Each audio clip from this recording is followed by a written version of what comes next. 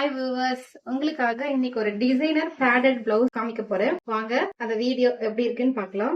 பாருங்க, ஒரு ஷைனிங்கான shimmer fabric கூட அப்படி நல்லா நிக்கிற மாதிரியான மெட்டீரியல்ல ஆட் பண்ணிட்டு கொடுத்துருக்கு, ஸ்டிச் பண்ணிருக்கு. பாருங்க, ஸ்லீவ்ல ஒரு பார்டர் இருக்கு. அண்ட் இதோட ஃபேப்ரிக் பாருங்க, ரொம்ப தின் ஷிம்மர், டிரான்ஸ்பரண்டா இருக்கும். இந்த சாரி நீங்க பின் பண்ணியே கட்ட முடியாது, அப்படியே ஃபால் ஆகும் பாடிக்குள்ள இருந்து. அதையே நாங்க நல்லா ஸ்டிச் பண்ணிருக்கோம். உள்ளார நல்லா இன்விசிபிள் ஸ்ட்ரிப்ஸ் கொடுத்து ஸ்லீவ் திக்கா ஸ்டிச் பண்ணிருக்கு. அண்ட் ஃப்ரண்ட் பாருங்க, ஒரு டீப் ஃப்ரண்ட்ல பானை அண்ட் பேக் சைட்லயும் டீப் பேக் ஓப்பனிங். இந்த டீப் நெக்கா தான் உங்களுக்கு எண்ணமே பெண்ட் ஆகாதுங்க. அதுக்கு என்ன ரீசன் நான் சொல்லட்டுமா? ஜூம் பண்ணி பாருங்க. ஒன் டிசைனர் பிளவுஸ், நெட்டட் பிளவுஸ்க்கு பேடடே இல்லாம ஒரு பிரின்சஸ் கட் வச்சு ஸ்டிச் பண்ணிருக்கேன். வாங்க அதை பத்தின எக்ஸ்பிளேஷன் வீடியோ. எல்லோ, இந்த முறை என்னவோ தெரியலங்க, நிறைய கஸ்டமர்ஸ் எல்லோ மஸ்டர்ட் எல்லோ தான் வாங்கிட்டு வராங்க. எல்லோல டிரான்ஸ்பரண்ட் ஷோல்டர்ல பாத்தீங்கன்னா உங்களுக்கு டிரான்ஸ்பரண்டா இருக்கும். அப்போ நீங்க வந்து பேடட் போட்டு டிரான்ஸ்பரண்ட் ஸ்ட்ராப் யூஸ் பண்ணீங்கன்னா உங்களுக்கு இந்த ஷோல்டர்ல எதுவுமே உங்களுக்கு தெரியாது.